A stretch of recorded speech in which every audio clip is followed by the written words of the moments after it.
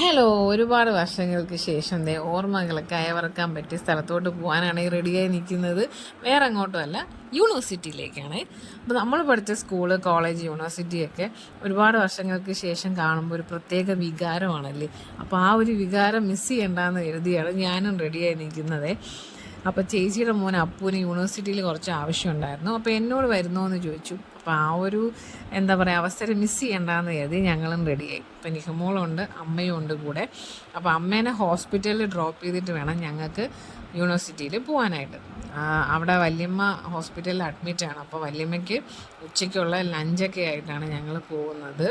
അപ്പോൾ അതേ അപ്പു എത്തി. അപ്പുവും നിഹമോളും തമ്മിൽ 20 വയസ്സിൻ്റെ വ്യത്യാസമുണ്ട് കേട്ടോ. അതുകൊണ്ട് തന്നെ അപ്പൂനെ കാണുമ്പോൾ അവൾക്ക് ഭയങ്കര ഇളക്കമാണ്, അതുപോലെ ഭയങ്കര കൊഞ്ചലുമാണ്. അതുകൊണ്ടാണ് ഈ കാറിൽ കിടന്ന് ഈ തുള്ളുന്നത്.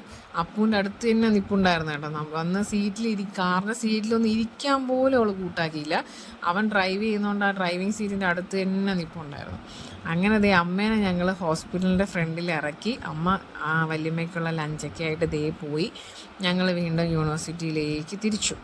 യൂണിവേഴ്സിറ്റിയിലെത്തി ഞങ്ങൾ അവിടെയൊക്കെ കംപ്ലീറ്റ് എന്താ പറയുക ഉലാത്തി ഓർമ്മകളൊക്കെ അയവിറക്കിക്കൊണ്ട് നടന്ന സമയം കൊണ്ട് അപ്പൂൻ്റെ കാര്യങ്ങളൊക്കെ ചെയ്യാൻ പോയി.